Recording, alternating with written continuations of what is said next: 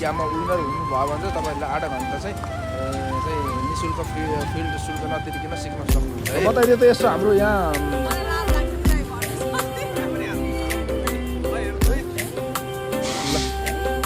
Game खेल्ने भयो आउनु ट्रायल सेन्टरमा है। दुईवटा बाइक, दुईवटा स्कुटर, दुईवटा गाडी हामीले सिकाएअनुसार राम्रो गर्नु।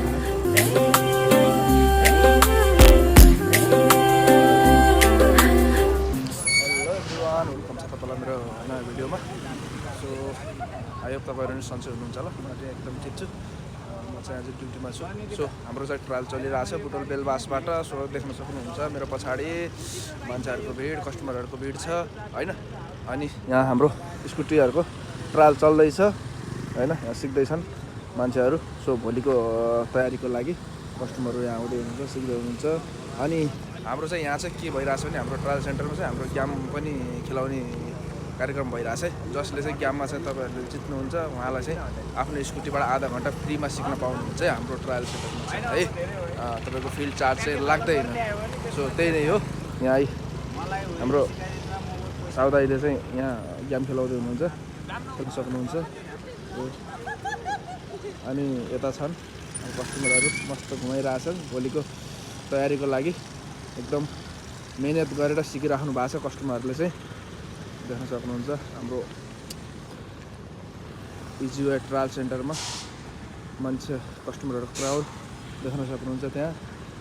अनि यता कारहरू पनि उहाँ पनि सिक्दै हुनुहुन्छ। उता पनि हाम्रो चाहिँ सिक्ने ठाउँ चाहिँ धेरै छ। उता पनि छ स्कुटीहरूको सिक्ने ठाउँ होइन। हात नबसेकोहरूलाई चाहिँ उहाँ चाहिँ अलिकति ठुलो एड छ, उहाँ चाहिँ उहाँ गएर घुमाएपछि हात बस्छ। त्यसपछि चाहिँ हामी यता हुने फाइनलको लागि चाहिँ है, फाइनल सिक्नको लागि यता हुने। अनि यहाँ फाइनल सिकेपछि अनि बुटोल बेलबासमा गएर तपाईँहरूले ट्रायल दिनुहुन्छ, मजाले पास हुनुहुन्छ है। हाम्रो भनेको साइज पनि सेम नै छ होइन। अनि यो डिस्टेन्स पनि जति डिस्टेन्स छ त्यो पनि सेम नै छ। एकदम इजी तरिकाले सिक्न सक्नुहुन्छ तपाईँहरूले चाहिँ। अनि त्यही नै हो गाइस। यहाँ अब हाम्रो अर्को कस्टमरसँग यहाँ कुरा हुँदैछ गेमको लागि।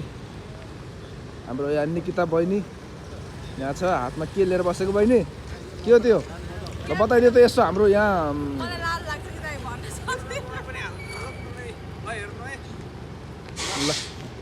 ल गेम खेल्ने भयो आउनु ट्रायल सेन्टरमा है। दुईवटा बाइक, दुईवटा स्कुटर, दुईवटा गाडीको फोटो छ। दुईवटा गाडी, बाइक, स्कुटरको फोटो म्याच भयो भने चाहिँ हजुरले आधी घन्टा चाहिँ सिक्न पाउनुहुन्छ है। गेम खेल्नको लागि इजिवे ट्रायल सेन्टरमा आउनु। हजुरको ट्रायल परेको छ कि नै हाम्रोमा आउनु। हाम्रोमा सम्पूर्ण हजुरले गाडीको 0 लेभलदेखि लिएर ट्रायल प्र्याक्टिससम्मको सबै सुविधा छ। प्याकेजहरू पनि हामीले सबै सिकाउँछौँ है त। हस् त, धन्यवाद।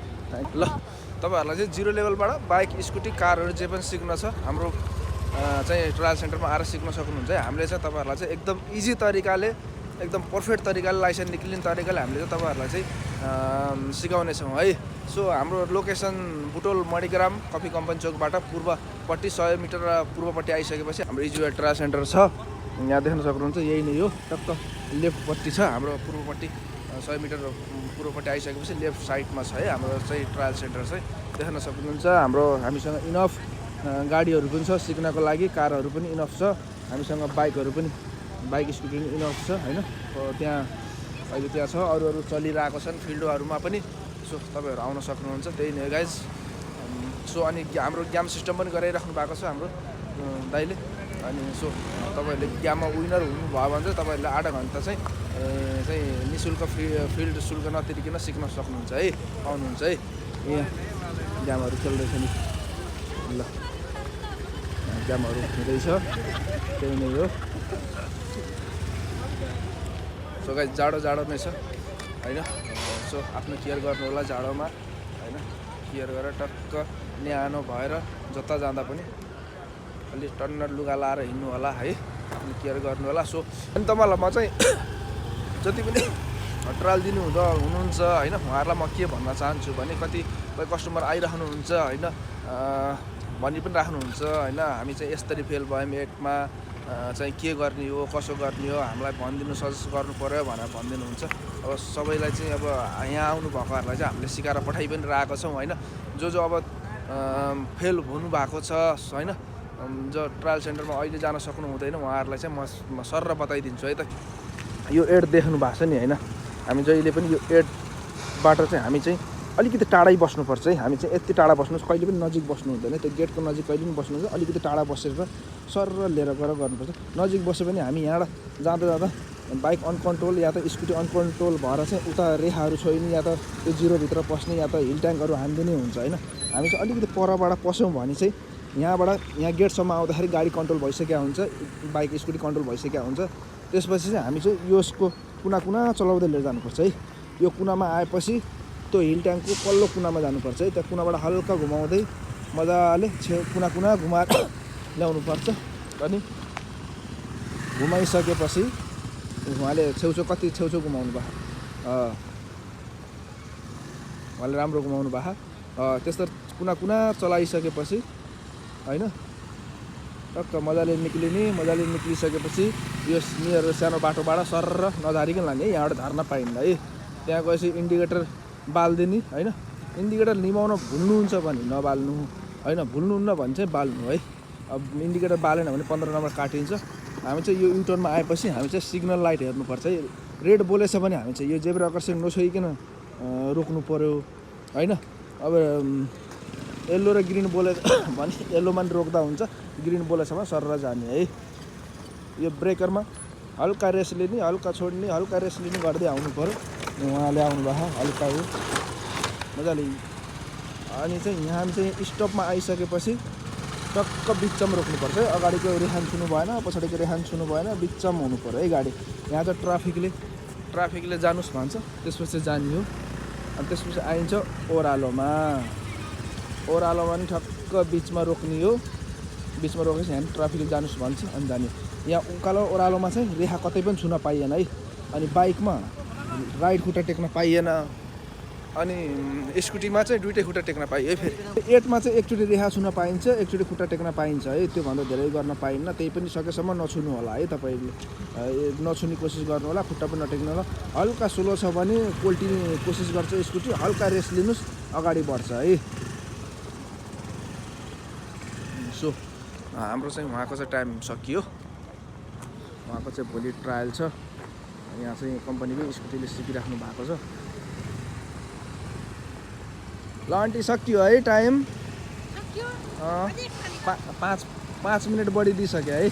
ल हुन्छ एकचोटि ल एकचोटि रिक्वेस्ट गर्नुभयो। हामीले चाहिँ 5 मिनट बढी दिएर नि अझै एक्स्ट्रा हामी चाहिँ एक राउन्ड अझै एक्स्ट्रा दिइरहेको छौँ आन्टीलाई चाहिँ। उहाँले चाहिँ राम्रै गरिराख्नु भएको छ। आई होप उहाँले भोलि पठाउनुहुन्छ। जति हामीले सिकाएअनुसार राम्रो गर्नुभएको।